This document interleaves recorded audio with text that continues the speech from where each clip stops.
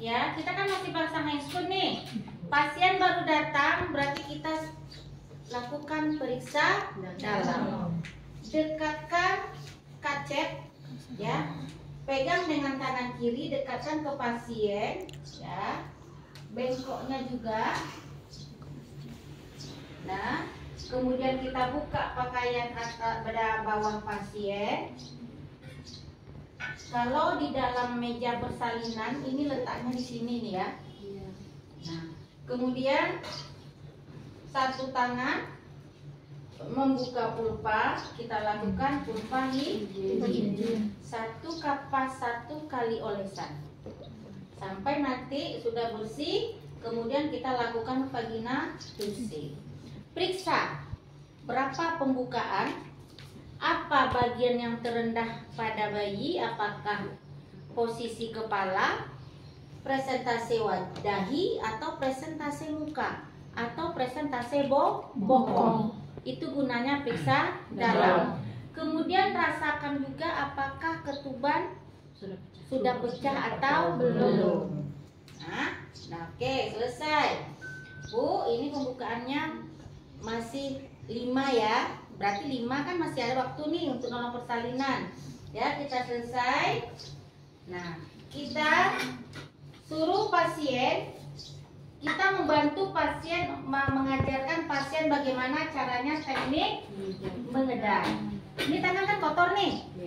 Kita cuci di cairan DTT. Kita buka, kita dengan posisi handscoon terbalik. Kan? Buka. Kemudian letakkan rendam di larutan DTT, ya.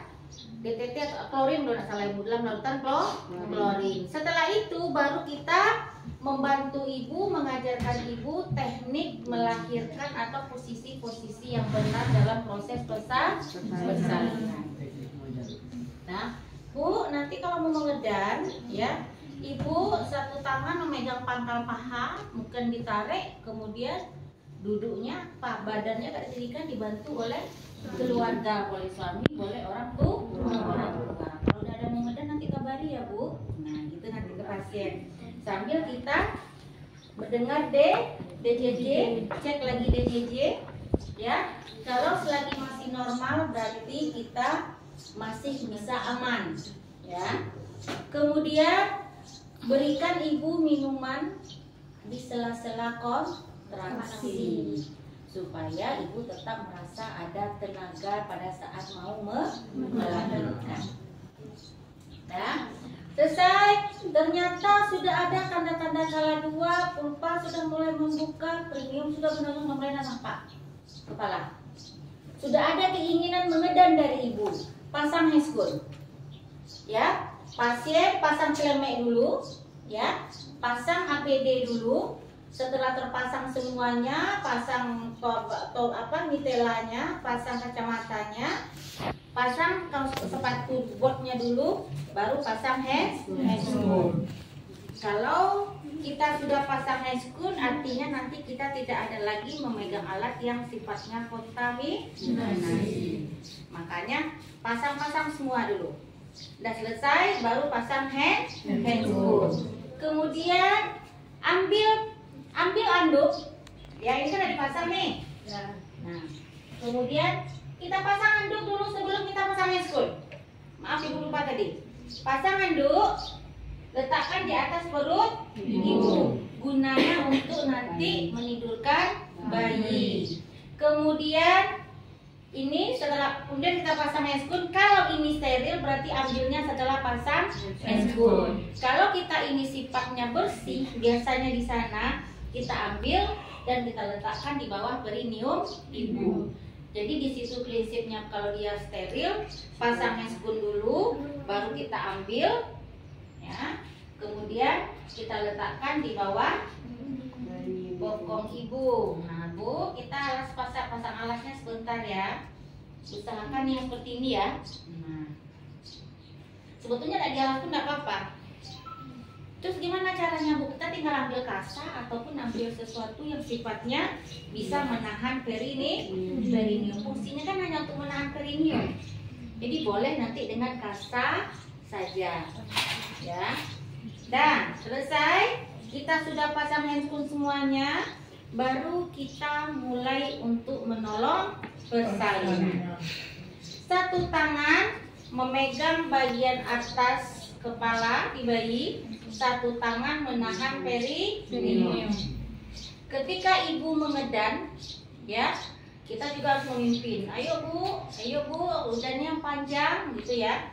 Kemudian ini kepala mulai keluar, ya, mulai keluar. Jadi posisi kepala itu kan ini duluan yang keluar nih, bun. Sampai dia keluar kan posisinya begini nih kan, ya, begini. Nah ini dia udah keluar. Kemudian biar setelah dia keluar, nah keluar kepalanya begini, langsung kita bersihkan dari darah, lendir dan sebagainya. Cepat aja. Ini bayi udah mulai mengap-mengap nih, karena dia sudah keluar dari rahim ibu yang awalnya terkurung, pernapasannya belum menggunakan paru-paru. Kemudian periksa apakah ada lilitan tali pusat atau tidak. Jika tidak, biarkan bayi melakukan putaran paksi luar sendiri. Dia mutar sendiri, bayinya spontan, ya. Nah, punggungnya adalah punggung kanan, buka. Nah, kemudian setelah bayi melakukan putaran paksi luar, tahan kepala dengan biparietal, 2 tangan, ya. Kemudian ayo bu, bantu ya, terus bu. Nah, sekarang kita dorong ini ke bawah untuk mengeluarkan bahu atas. Ya bu, tinggal bahu bawah kita angkat. Kalau tidak kita angkat, kalau kita begini ini biasanya ruptur, ya. Tapi sesuai anatomis dari panggul, angkat ke atas, kemudian mengeluarkan bahu bawah. Kemudian kita lakukan sangga susur nih sampai ke bawah. Kemudian begini, pegang tangannya begini ya. Sangga susur kan begini nih. Ini menahan di sini. Kemudian sampai ke bawah, tangan kita megangnya begini. Di kedua kaki. Supaya tidak licin. Licin loh bayi itu. Apalagi kita pakai handscoon. Lendir bercampur. Jatuh. Karena ini kan ada tempat tidur luas di sini. Paling dia hanya kalau begini ya jatuh. Ini bukan nih sampai ke kaki. Jadi nanti kan ini ada. Nah, jadi kemudian kita nilai Apgar score. Apgar score nanti habis pertemuan ini Ibu ajarkan Apgar score itu yang mana saja yang harus kita nilai. Kemudian langsung tidurkan di atas perut ibu dengan kondisi plasenta masih terpasang. Motongnya berapa? Sampai lagi. Saja. Salah ya?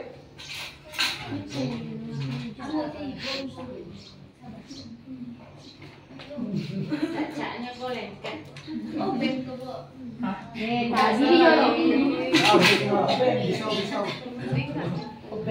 Nah, kemudian kita keringkan tubuh bayi ya biar tidak terjadi hipotermi.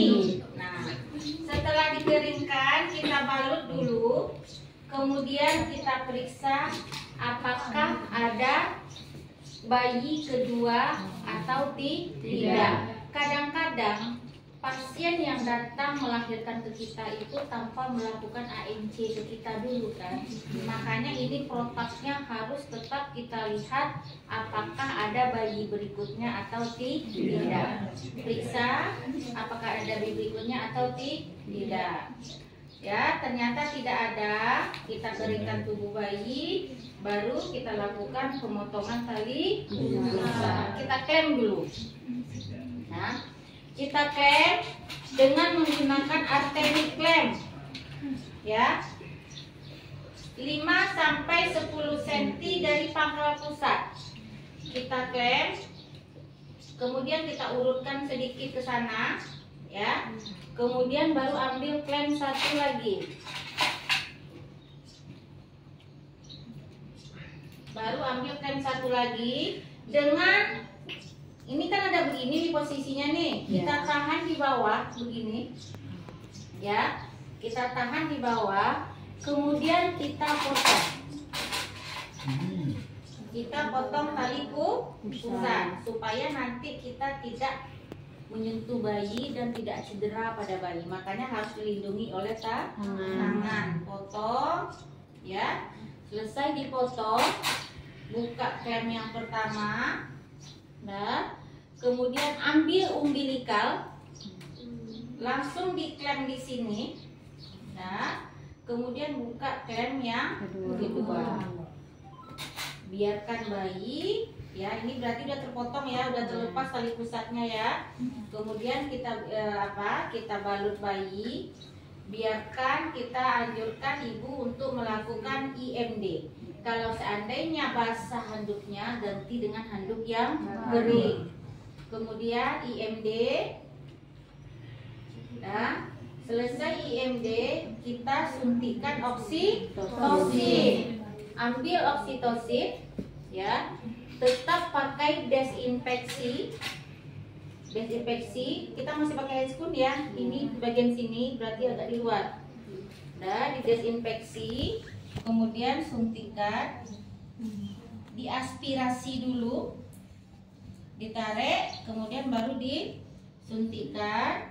Selesai, letakkan lagi di dalam bak instrumen. Biarkan dulu oksitosinnya bekerja. Ya, biarkan oksitosin bekerja sambil kita menganjurkan ibu menyusui bayinya. Kemudian kalau kontraksi tidak bagus, sambil kita memeriksa adanya kontraksi meraba. Ini anggap nih kan di sini sebetulnya menyusui itu kan. Kita masas perut ibu untuk bersiap-siap mengeluarkan plasenta. Masuk kita ke kala 3. Nah, masas. Kemudian kita pertahankan, ya. Klem yang satu lagi itu lupa ibu, jangan dilepas karena berguna untuk menahan. Tapi kalau dilepas gimana bu? Tidak apa-apa juga sih sebetulnya. Cuman ini kan lebih gampang kita memegangnya kalau begini. Pertahankan keregangan tali pusat, jangan sampai ditarik. Jika tali pusatnya kita tekan fundus uterinya, ternyata tali pusatnya bertambah panjang, ya kita bisa pindahkan klem ini ke depan. Kalau tadi kan sama panjang tuh, kita pindahkan ke depan, baru kita siap-siap untuk mengeluarkan plasenta. Tekan. Jika ketika menekan plasentanya bertambah panjang, itu menandakan tali pusatnya sudah lepas. Nih, kan lengketnya begini nih plasenta di dalam. Jadi ketika kita tekan, plasentanya lepas, kemudian tali pusatnya tambah panjang dia. Tapi ketika kita tahan, kemudian tali pusatnya ini memendek, itu menandakan dia belum lepas dari endometrium. Nah, jadi seolah-olah sekarang plasentanya itu sudah lepas.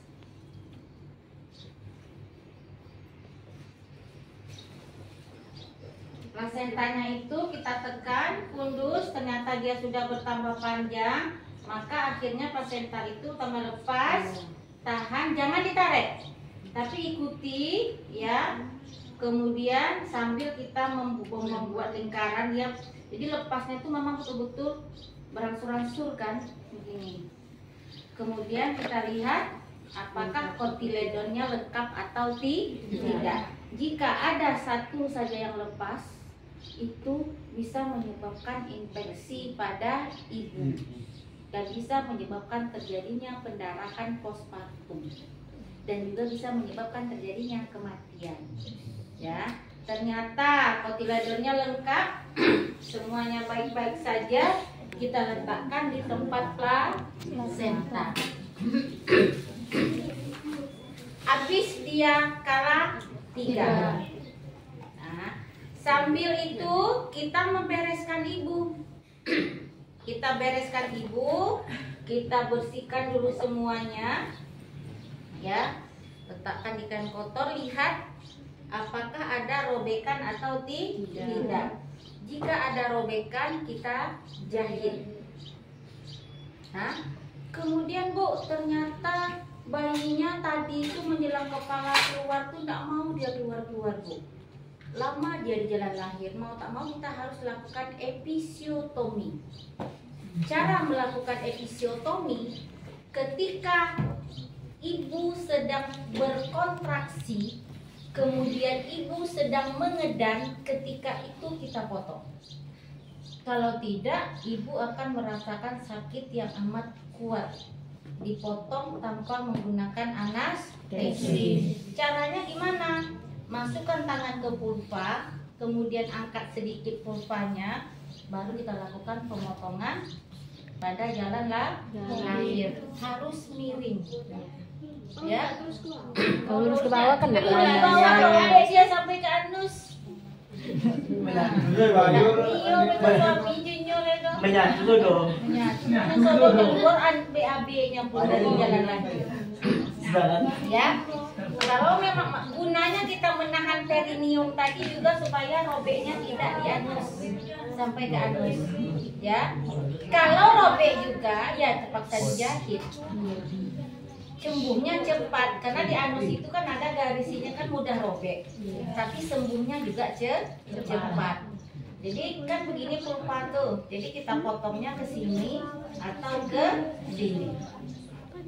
Itu namanya episiotomi. Lakukan ketika sedang berkontraksi, jangan ketika istirahat. Nah, jadi selesai. Kita rapikan, kalau memang ada kita jahit dulu. Selesai kita jahit, baru ibu kita bersihkan. Pasang lap seperti semuanya yang kemarin kita pelajari. Pasangkan pakaian dalam ibu.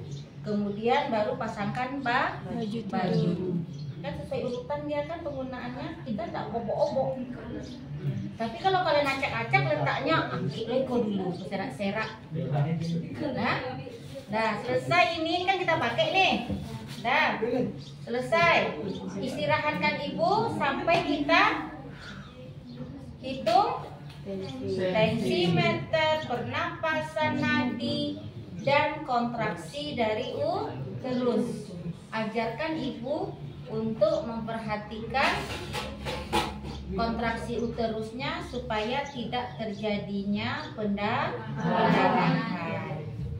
Ganti baju aman, kemudian ibu bayi kita bawa ke ruangan bayi, kemudian kita bersihkan, kita berikan obat tetes mata atau salep mata, kita suntik hepatitis B0, kemudian Vivka.